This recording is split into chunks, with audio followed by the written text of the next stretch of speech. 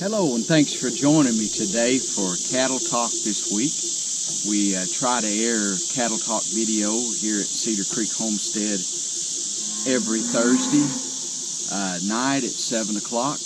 And I appreciate you joining me today. If you haven't already, if you would give us a subscribe to our channel, click the little bell after you subscribe. There's a little bell icon. If you'll click that, it'll update you, let you know when we put up a video. I've got other content besides cattle stuff, but cattle is one of the things dear to my heart, and I really focus in on that a lot, and trying to grow my channel here with different subjects, a variety of subjects, but I really enjoy the cattle business, and I'd like to share some things with you. I've been raising cattle all my life, pretty much been around them anyway, and but today's subject is in regards to body conditioning scoring. And what I mean by that, or BCS, I think is what the terms that they'll use for that. But when you've probably heard of BQA, Beef Quality Assurance, they have a program that you can go on the internet and you can get certified, BQA certified, and they teach you a bunch of different things. Animal husbandry, they give you the industry standards. It doesn't mean you're an expert or that you've gone to college or that you're a vet or anything. It's just giving you teaching you what the industry guidelines and standards are. Now, I have friends that hate BQA. I've heard people on YouTube that hate BQA. That's fine. If you don't like it, I'm not here to promote that at all. But just to tell you, in their system, in the BQA system, they body score the animals on basically how fat they are. If you've ever been to a livestock judging event, you probably ran across this before, where they'll, I live close to a dam, and that's the siren going off at the dam. They're fixing to let some water go there, change the water flow. But anyhow, if you've been to a cattle show event like the 4-H or FFA, you know, that kind of stuff puts on, like they have down here at the school, and I've been to a few of those where they judge goats or sheep or whatever, pigs, cattle. They have judges, and they score the body of the animal, looking at the animal.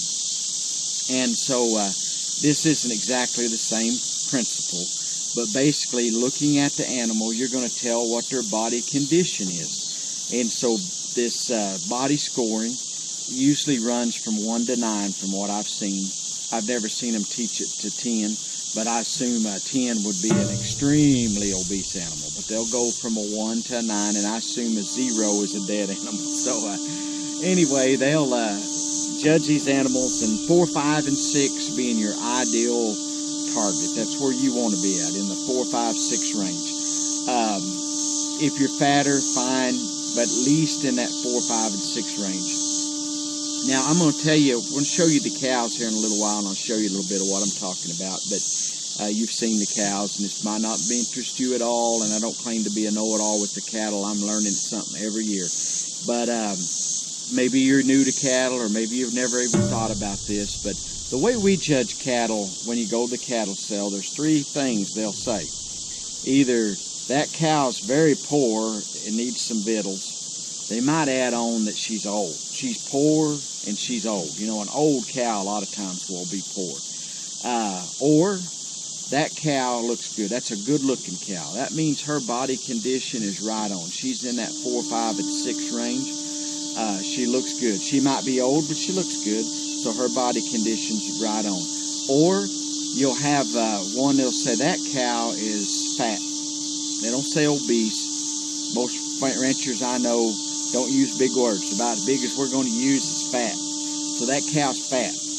And sometimes you'll say, well, that cow's fat probably because she hadn't had a calf.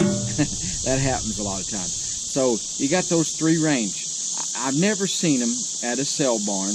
Your buddies, my friends, will stand out. There's one of the sale barns has a catwalk. It goes out over the cattle, and we'll stand out there and talk before the sales, and people tell their stories and, battle stories, whatever is going on. So we'll talk, and I have never heard them say, well, that cow, she's a 8 or a 9 or a 10, I know. No, another one might say, no, that cow ain't no 7, she's more of a 5. And another one might say, no, that old cow, she's a 4, if I ever seen a 4. That ain't how we judge cattle. We judge them, they're poor, they're good looking, which means they're just right body condition, or they're fat. And you can tell a lot of things about the health of the animal by what their body condition is like. If they're extremely poor, I said earlier, they could be because they're old. It could just be that they're poor because their owner doesn't take care of them. They've just lacked good victuals. I see that happen from time to time. I've known people to buy extremely poor cows, bring them home, and they get fattened up. They get bred. They'll have calves. They do wonderful. But most usually, if you're looking to buy, you're going to want a good-looking cow. You don't care about a super fat, because if you get a super fat one, there's a high probability that she's missed a calf. She's not been having to nurse a calf. Everything's going good. So you look at them and see. And this time of the year, why I'm talking about body scoring, is this is a good time of year for us here in Oklahoma. We have an abundance amount of grass, lots of grass. So this is a good time to go out and evaluate your cattle and say, this cow's looking good. These are good-looking cows, meaning they're 4, 5, and 6 range if you wanted to do what the BQA certification would be. Or you may say these are kind of in the fat range. I don't care this time of year if mine get fat. But I am concerned if they are poor, and especially if they were really poor when they have plenty of grass. So if they was extremely poor, I would look at a few things. One would be that cow's sick. Something's wrong with her. Maybe she needs worming. Maybe she got missed when we wormed. Maybe she's got something else wrong with her. The next thing I'd look at, maybe this cow is old. She's poor because she's just old and don't have any teeth left, and she can't munch this grass out here. Another one might be this young cow. She's a first-time calver. She's a heifer. She had her first calf, and she's a little young having her calf, so it's taxing her body. And she's got a beautiful calf. She's feeding it good, but she's suffering a little bit, and it's got abundance grass. She still can't keep up. Probably next year she'll do better. Maybe you have to pull her aside and say, I'm going to put her in a special pasture, feed her a little extra grain, supplement her along. Maybe you think this next calf heifers, maybe I need to hang on and let them get a little bit more older because it's very tough on them.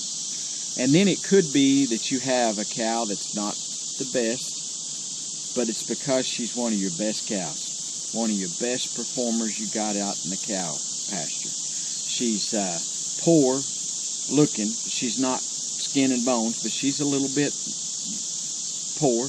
Maybe she's getting older too, but she's had you a calf every year. I got a cow here named Loretta. Every year, she usually, if not the #1 calf in quality, she'll be up in that top range, especially if she has a steer calf. She has a bull. We sell that steer in the fall. It will be among the top of our cattle. So she's done that. She had her first calf when she's about 2 years old, and she's never failed to have a calf. She'll breed back early. She always, in fact, she's gained some time. If you were to let her, she would have gained a year. If you'd have let her out with the bull just continuously and never stopped it, she would eventually gained a year on time in calving. So that's good. She does good.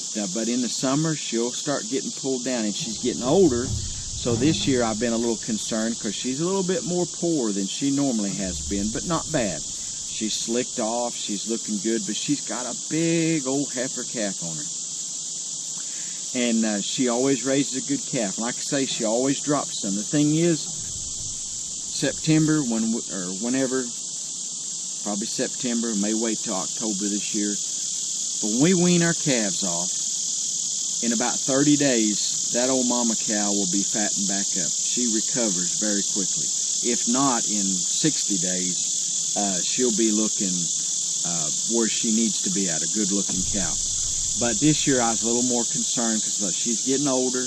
Maybe I ought to get rid of her. But she's such a top producer. She's got a great calf this year. She's always dropped some in the summer. So you take that into consideration. Now, I wanted to say something, too, about, I have an uncle had an uncle, excuse me, he's about 56 years old, and he passed away a few months ago. His name was Scotty. He was a very good man, and he started from very humble beginnings, but worked up to being a great cattle rancher, and what I feel like he was set up good. But he was a hard worker, worked all the time. I mean, he was a go-getter and liked by a lot of people. And he had a very large funeral for him and stuff, but died at kind of a younger age with cancer. And he was kind of my mentor. I looked up to him. He taught me a lot, and I wished I could have sat down and talked to him more, but a few times a year I'd get to visit with him. Not very many times, but maybe a couple or 3 times that we'd get to visit. It might only be a 10 or 15 minute session, but I learned so much from that man. And his daddy was a lot like him, and he had a lot of good wisdom too and things. But the son, like I say, he's my uncle, but he passed away early. But he told me a story one time. He always had cows, and if you wanted to buy some of his cows, you were welcome to it. Anytime. Anything he had was for sale, but he'd name his price, and sometimes someone might come in and buy, 30, 40, 100 head of cattle from him. And he'd built up where he had a few hundred head of cows and a bunch of bulls, and he just was a great rancher and owned a bunch of land and leased land and just had become very successful. But it was through hard work and perseverance. But anyway, he told me a story. He said that people would come to buy cows, and he said most of the time they'll buy the fat cows, the ones that look the best, body condition looks the best. But he said they aren't always your best cows, and he said sometimes those cows were ones that had calved, or they were running late on calving, or had plumb skipped a calf. But he said they want them. He didn't promise nothing. They just pick out what they want out in the field. If they didn't ask him, he didn't tell them. And he said they would buy the worst cattle. They would look the best and probably would have brought the best at the sell barn. But he said my best cows were the ones that didn't look the prettiest. And I seen a video a while back at OSU had a cow that they were showcasing that was getting old, and told about her, and she didn't look real pretty, and probably if you took her to the sale, even if she'd have been bred, people wouldn't want her. But she had a great track record. My dad got in for a while where he wanted to buy registered animals, and we never really got into that, but he bought a few, and he would go to different sales around, and I went to a couple of sales with him, and they would have registered Angus. That's what he wanted. I ain't promoting any particular breed, but around here most have Angus influenced cattle. We have Angus bull, nothing wrong with that. But when you go to these sale barns, you got to be careful, because you buy a registered cow. First off, they'll have a catalog with pictures in it. Another thing, they entice you to those sales because they usually feed you a free steak meal. And boy, that's good. That good steak out there just ain't nothing better than, or whatever it is, they'll have good food. And they give you a catalog, and it's got glossy pages, and it's got pictures of these cows. Their tails are combed, all their hair's combed, they're slicked off. I mean, they look great. Their bags are perfect. Everything about them. The bulls, they look like they could run for a world beauty champs or something. They're just perfect looking specimens. So they'll sell them, and you'll give several thousand for a cow. And I've been and seen them give 20 and 30,000 for a cow. And some now will give big, outrageous prices just to get one of the offspring, one heifer out of the cows. I mean, one time, it's unbelievable. Well, you bring those cows home, and they're fat, and they're so pretty when they run it through there. But you bring them out to a commercial ranch like I've got here, and they fall apart on you. And my dad had that happen. They would fall apart on him. What I mean by that, they'd start losing weight, and they'd just start looking bad. They wouldn't breed back. All kinds of troubles because they had been raised in an environment. If you're going to get a few thousand out of a cow, you can afford to supplement. And you have to be careful when you go buy a bull, because if you go buy a bull that's really been pampered and taken care of, it don't matter. You might pay $20,000 for a bull that's got all kinds of pedigree. He's just been great and out of some world champion stuff. But if he ain't, just because he looks good don't mean he's going to do the part. You got to make sure he's sound. But also, when he fall apart, you put him out here on the range like we've got with our cows, he's liable to, in 6 months, fall over dead from starvation. He just can't make it because we don't supplement out here. In the summertime, we don't supplement other than they have mineral. That's it. Otherwise, in the winter, we supplement them with hay, and then we grain them. So you got to be careful. They'll have the special cells over here. One of our universities does, and man, they'll have the prettiest looking bulls, young ones. And I have friends that have bought them and brought them home and turned them out with the herd, and they just didn't survive. They got so bad and so poor, they end up pulling them off, fattening them up, taking them on to sell. They got this pedigree. People give good money for them. They guarantee them. They'll sell them on to somebody else. Just be careful. Just because they look super good don't always mean that they are. So you kind of got to judge. If you know the animal, you can say, well, this cow's off a little bit, but it's because she always raises this pretty calf. I keep records not only mentally, but I also keep records in a computer program, a cattle program. So I'll make notes in there. If I got a cow that maybe this is her first calf and it was pitiful, I'll make a note of that. And next year, she has a calf, and I go to enter in there, and I see that this calf's poor, and her last year's calf was poor. I'm like, maybe I need to get rid of that cow. She's not fitting in our mold. Or if I have a cow that stays poor all the time, maybe I need to look at her. So right now, we got an abundance of grass, plenty to eat. Your cows ought to be in optimal condition. Now, if you're in a drought zone, that's a different story. I'm talking about right here. We've been blessed with rain this year. The rain has dropped off, so we're not into just a premium abundance amount of forage, but we got plenty for them to eat on. Now, when it gets, say, November, actually it's usually in October, sometimes it's near Thanksgiving before we get a killing frost. They'll eat good. They'll do pretty good clear up to then. Then after your killing frost, you got to go feeding them your banked back grass, whatever you're going to do, hay, however, supplementing them some. And then, as it gets really cold, you got to really go to feeding them. And it's not uncommon, so I've watched videos and read articles that they can lose as much as 20%. So if you had a 1,200-pound cow, that means she could lose 200 pounds of body weight.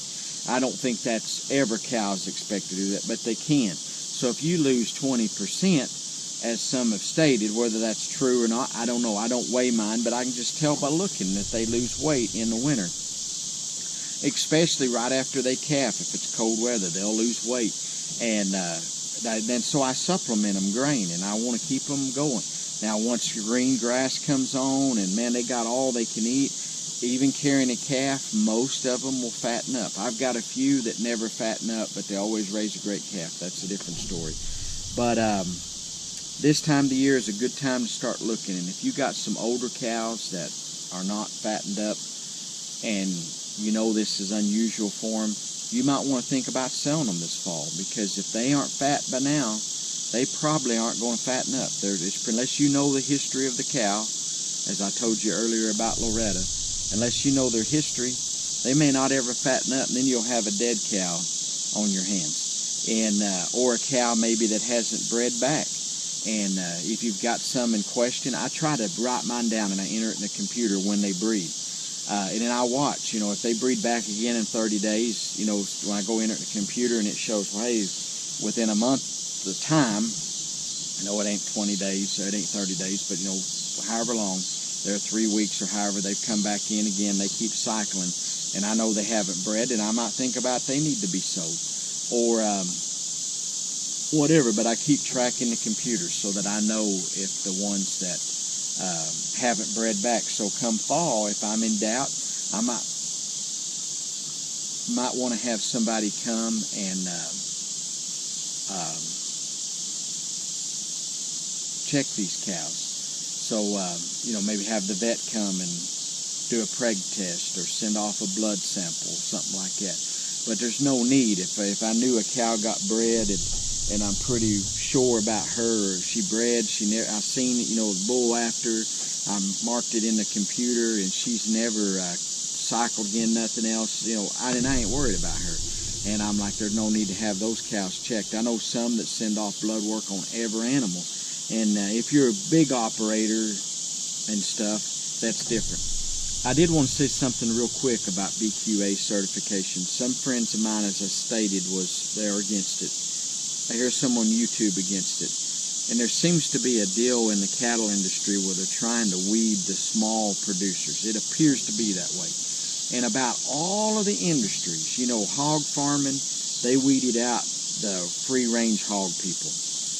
The poultry, they've weeded out them. Now you got to have poultry houses with biosecurity, and you raise them big time. And the people you contract with, they pretty much control you on what you're going to do if you have a poultry operation. They're trying to do that with the beef industry. This has been one of the best, most freest industries it's ever been. And I think ranchers have done a good job of governing themselves. But big producers such as Tyson's and so forth and so on, like I can think of the other names, they're trying to control our industry, and they want it to be like the poultry industry. They raise one color of chicken. They butcher the chickens at a certain size. They feed them a certain feed. They want to get it uniformed. I've even heard that they're trying to raise cattle all indoors, letting them calve and all indoors and trying to control the environment and do things like that. I hope we never end up that way, and I hope we can keep going like, I love the fact that you can go to a sell barn and it's a free market, or you can sell your cows off your farm if you want to. I just think that's neat. But I like the freedom we've had. But I can see this headed, and I'm not blaming it on just BQA, but, the Cattlemen's Association, I think they need to be very careful that we don't get so commercialized and bought out by the big time. Some are leaving the Cattlemen's Association. I'm a member of the Cattlemen's Association here in Oklahoma, and I plan to stay a member on that. If I go with anyone else, I'll be a member of both, my plan. But I know folks that have quit the Cattlemen's Association because they think they're in cahoots with the big-time industries, beef industries, and that they're trying to monopolize and control everything. And there's some lawsuits going on. You may have heard about them. But irregardless of all that, I do think our industry there's some areas of concern. And I would like to see it stay small. Right now, the majority, from what I've seen of your producers, are small producers, 100 head or less. I think actually 50 head or less is the average. And I know a lot of people that's just got a few cows, and they get a little extra money each year. They'll go sell them in the fall, their calves, and they do it more for fun than they do for money. And, I understand that there is a need to make sure you produce a quality animal. When you give it a shot, that you give that animal a shot in the correct area so that you don't ruin the rump. You're not ruining a big piece of meat, so you give it in the neck and the damage is less. That you give your shots used to we give them in the rump, and then they started in the shoulder area. You may remember that there was a triangle area. They'd want you to give them a shot, and then they started in the neck.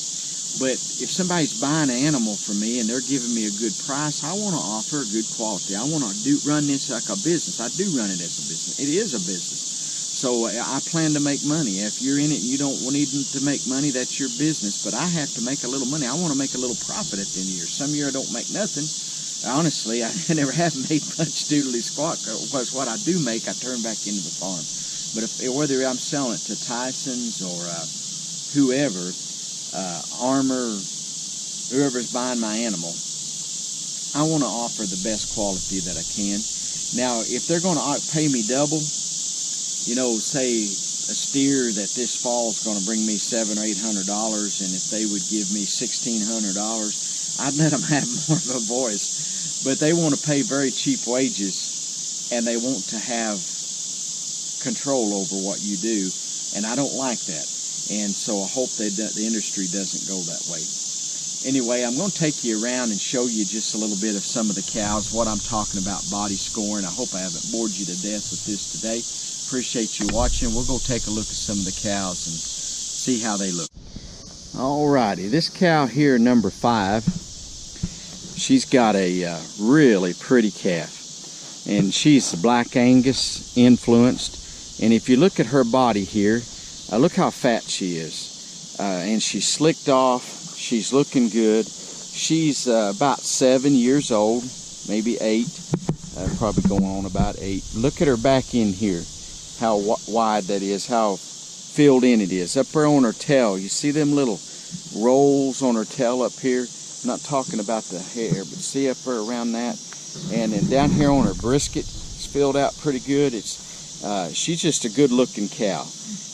This would be what I would call a good-looking cow. Some might call her fat, but I'd say she's in that probably 6 range or better if you're going numbers. And if you took her to sell and sold her, they would say that's a good-looking cow, and that would mean that her body condition is right on where it ought to be. So that's what we're looking for out here on the ranch, is that they look good like that. She's nursing a big calf. The calf's about 6 months old now, and so it won't be long we'll be weaning it. But look how fat she is and stuff. And her bag don't look like she's giving much milk, but she does. She's got a very beautiful calf and has done a wonderful job. Now I'm going to show you this cow. This cow right here is probably 14, maybe 15 years old. She's old. She has a calf every year. This year, sook, sook, sook, sook, sook, sook, sook, sook. Come on, baby. Come on. No need to run off. Come on. She, we call her Dakota, and or Dakota, sometimes I call her. But anyway, story behind that name. But 849, she's a good cow. She's getting old. But this year her calf got snake bit, rattlesnake bit, and died. Now her body condition, you see the pin bones and stuff. She's not the best if you took her to the sale, but she's not skinny. She's still at least a 4 if you was numbering the body condition. And when you took her to the sale, a lot of folks say, well, she's a good looking cow, but she's old. And she is. And but she's already bred back, and it ain't gonna be long she'll be having a calf this fall. So I'm like, hey, that's fine. We'll just hang on to her. This little heifer right here, she I call her a heifer. Will be having her 2nd calf this fall, and she is in excellent body condition. I don't think I would call her fat, but she would be in that, what people would say, that's a good looking cow there. And she's probably 6 months bred, so it won't be too long. Look at her back in here, how filled in it is. I know she's got a lot of poop on her, but she's pretty fat. She's got them little rolls on her tail up there, makes her look good. She's in great condition. One of them there had the squirts. Anyway, this cow here, 115, she's got a good looking body on her. Now, right now she doesn't have a calf, and she's more of a fall calver, and she's due, I believe, the end of September, 1st October. I don't have my computer with me, so I can't tell you out here, but I can look it up and find out. But she'll be a fall calver, and it's expected that she would look good. I mean, look at her neck and her body there. I mean, she is an excellent condition, and she is fat and sassy, and she's just she's going to be an excellent condition here for calving. And she's probably a 6-7 year old cow. This cow here, another one about the same age. She's what we'd say now, that's a good looking cow right there. And I don't have any this year that I would say is poor, that's extremely poor. And so right here, this little old cow going up here, I call her Casper, and she had her first calf this year, and she has got a excellent body condition, and she has just she's turned out very well to be still having her calf on her. Her calf's about 6 months old, and she don't have a real big bag. It don't look like she gives a lot of milk, but she does. And she has stayed fat all through the season. She was fat when she calved. She stayed fat. She's still fat because she's young. Sometimes the heifers will kind of fall off a little bit, but she's one of my favorite animals. And because she's wide, I call her Casper. Just something that caught on with me. And I tell people, don't name your cows, because if you do, it's hard to get rid of them once you name them. This little cow right here, she's never calved yet, this little black white faced one, but she's got an excellent body on her. Of course, she's growing, and it takes a little bit for them to get them coming on. Next spring she'll calve, and she's bred, and I call her Kiss because she's all painted up in the face, and my wife calls her Gene.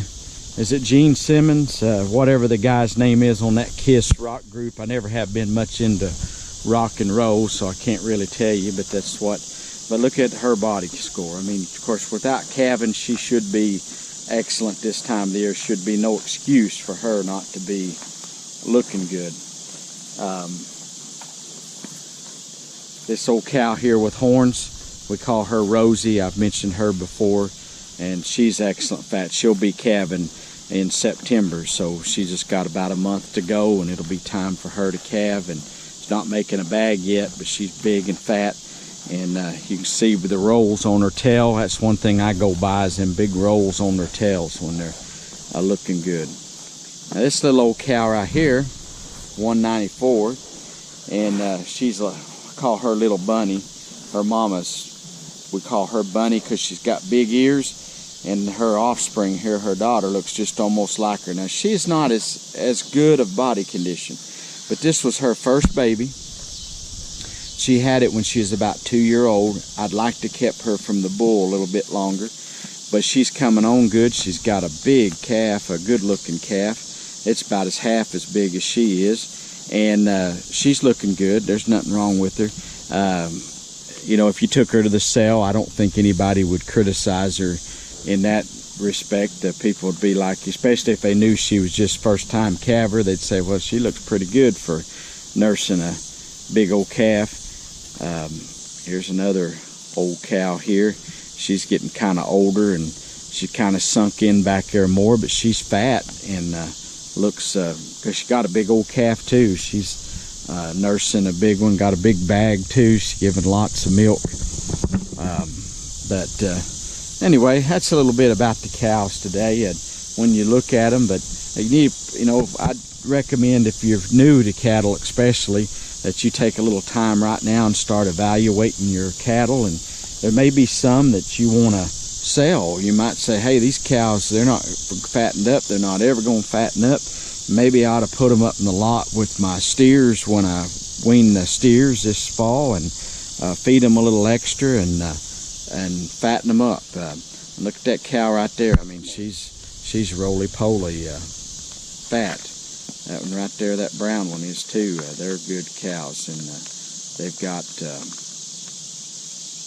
big calves on them, and looking good. Here comes some more up here. And sook, sook, sook, sook. Come on, babies. Come on.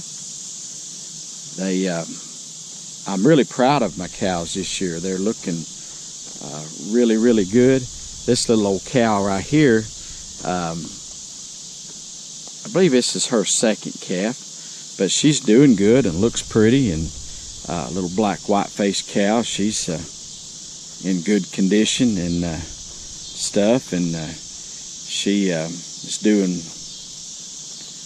pretty good. And she's not just super fat by any means. She's one that don't have a bunch of rolls on her tail or nothing, but she's not poor. I'd say she's a 4 if you was doing the numbering system. But anyway, these old cows up here in this rocky terrain. But here's a look at a lot of the calves and animals. And here comes a older cow we call Bunny. I showed you her daughter a while ago. You can see these old big ears she's got. She's a pretty gentle old cow. She's a funny cow though. We had her in the lot when she was young. She kept getting out, and we'd weaned her calf off of her and sold her, and she jumped over the lot gate there. And that's been, I guess, about 12 years ago now. So she's getting on up there in years, but she's another one that she's fat and looking good, but she's getting kind of a few years on her now. And I'm not for sure how old she is, but at least 12 years ago when she had trouble, we had trouble keeping her locked up in the lot and stuff, and she kept wanting to go find her baby. So anyway, kind of a lengthy video here, so I don't want to get too long. It takes so long to upload these things and get them going. But hey, if you haven't subscribed, if you would, I'd certainly appreciate it. If you like the video, give us a thumbs up, or if you got a comment, we always appreciate the comments, and we appreciate all those that's been giving us words of encouragement and watching our videos. And people seem to like the cattle videos, and I hope you like this one. I hope it'll help you somehow, just trying to share some of our information and of what we got going on here. And I sure appreciate you watching. God bless you, and we'll see you next week, next Thursday, 7 o'clock for cattle time. We're gone.